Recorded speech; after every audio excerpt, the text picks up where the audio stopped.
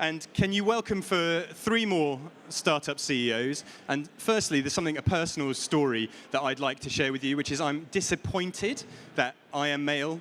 The first 3 CEOs were male, the second 3 CEOs were male, and these last 3 will also be male. That is something that I definitely want to see change.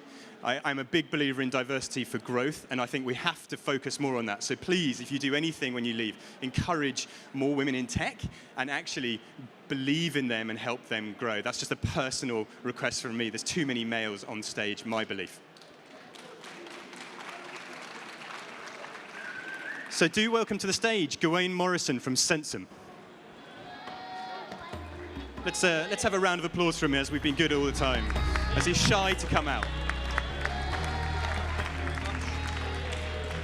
How you doing, my man?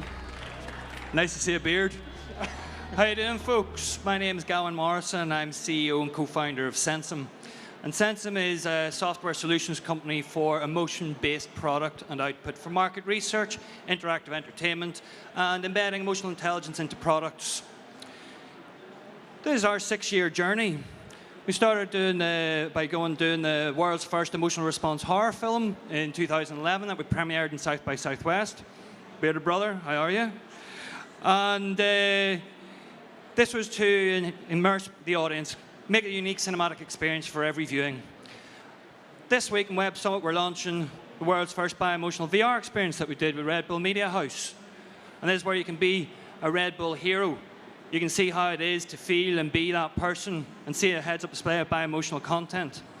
And during this 6 years, we've measured and responded to emotions across 20 different countries, from the Pacific Rim to the Arctic Circle, online, at home, in retail, planes, trains, automobiles.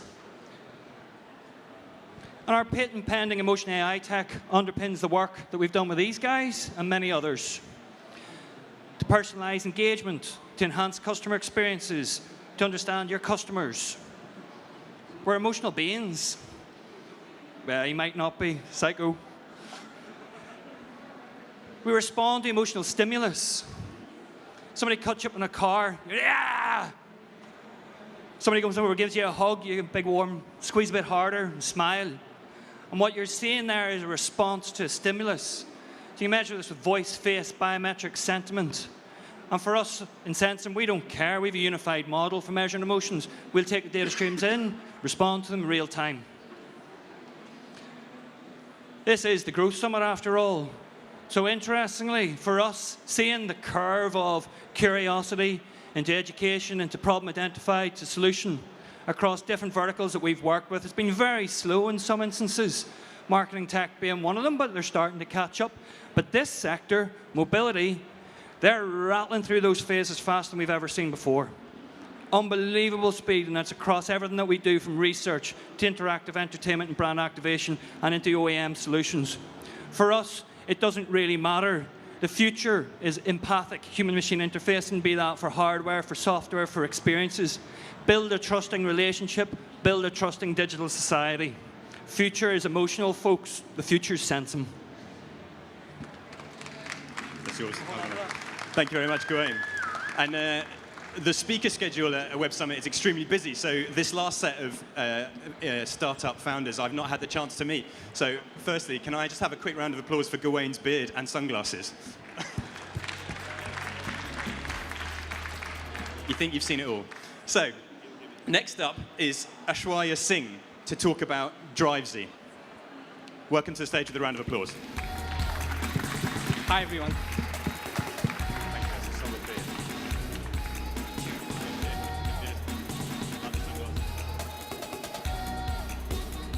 We are a peer-to-peer vehicle rental platform back in India. It's called Drivezy. We are a company which is backed by Google, Y Combinator. We have raised $16 million till date. Our business model is very simple. We connect car owners to the customers. Why does it work very well in India? The fundamental problem is that people don't own a car. In US, where 80% adults own a car, in India, only 7% own a car. So we are providing them a different model of car ownership in principality. This is one of the major aspects why everyone loves to share their car in India. It's like you're giving them an opportunity to earn $500 per month. And guess what's their primary source of income? It's around $300. For the first time in the whole world, you have a primary source of income which is less than your secondary income. We are currently present in 6 cities in India. We are growing 12% month on month. We have more than 25,000 monthly rentals. In short, our business makes cash from everywhere. It's our consumers who get it at a lesser cost. Our partners earn more than $500. We take 25% on each ride.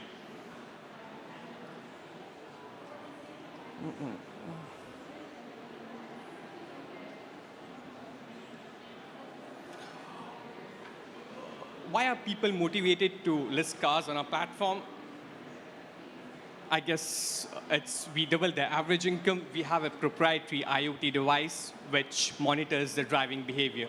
So when we started this company, we got to know the problem that people are scared to share their car to someone whom they don't know or they don't trust.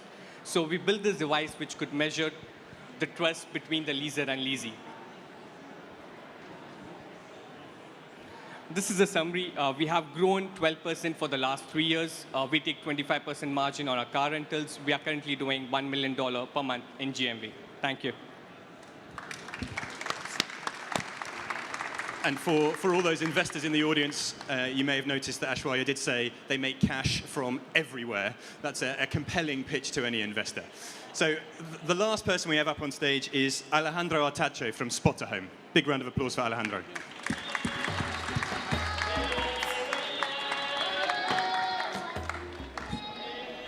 What?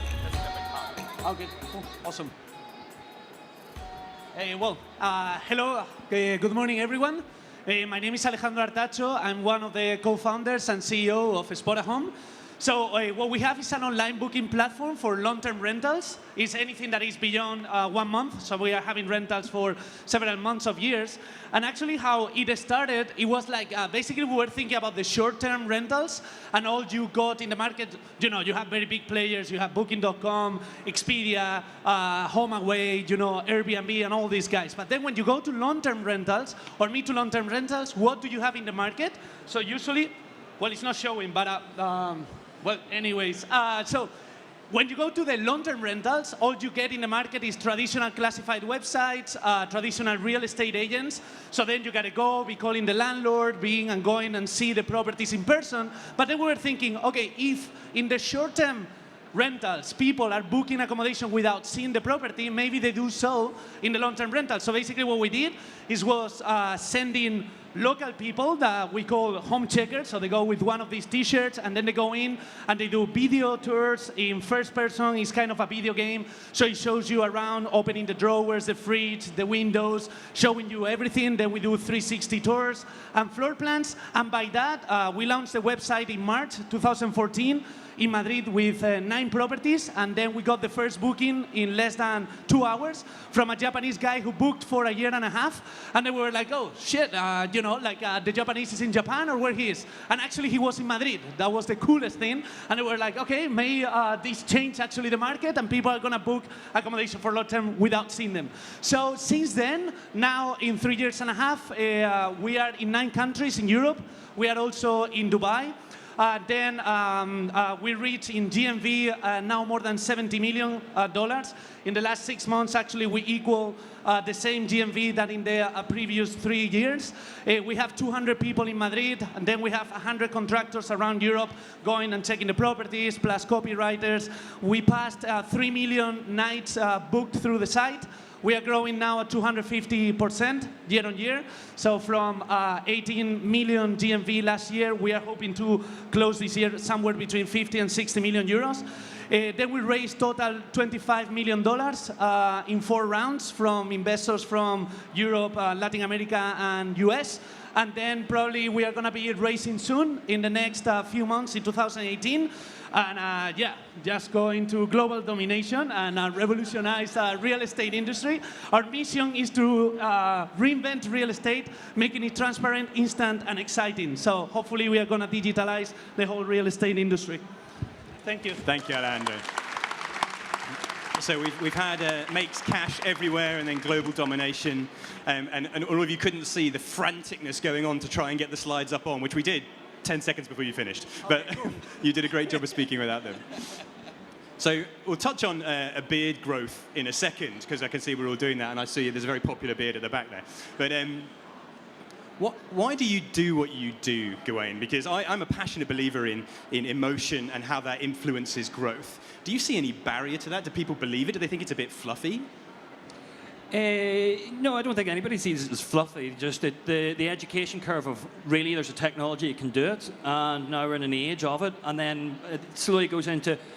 It doesn't actually slowly, it very quickly goes into that. It either creeps me out or what can I do? That's kind of cool. And then it's like, well, who's getting the data? Where's it going? Who's ethically using it? Are you ethically using it? So it very quickly goes to you're invading me and now I want to take that back. And that's actually very core to what we do as a company. We see that as absolutely central, as a central tenet to the new age of empathic interfacing.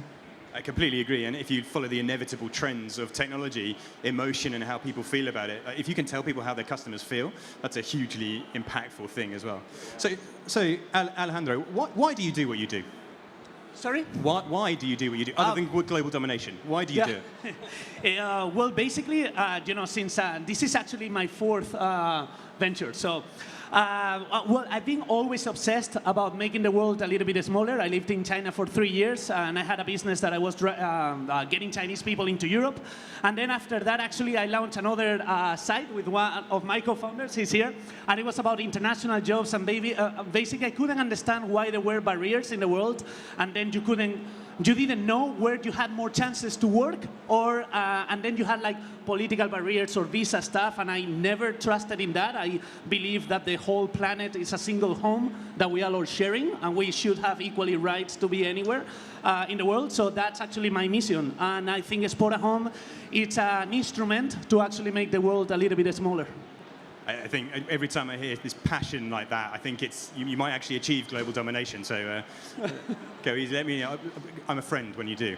So Aishwarya, you're pushing at what I think is an inevitable trend in the technology world, peer-to-peer usage of cars.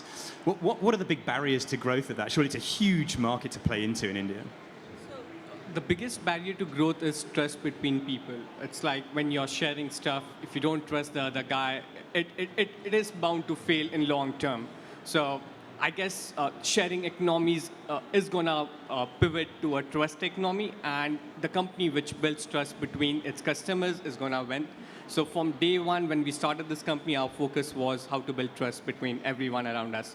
As a company, we know that the technology curve, which used to change every 10 years, it's happening every 3 years now, and we need to be on war footing to make sure that we survive. And we just had a blockchain panel before these three. So how do you create digital trust?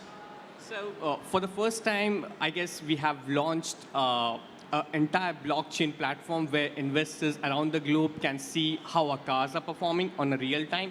They can see the rent, the customers, everything digitally encrypted in blockchain. So that has built trust in our whole system, and it's easy for any investor to put money in. So I guess social capital is trying to do this model right now, but we have already implemented it 2 months back.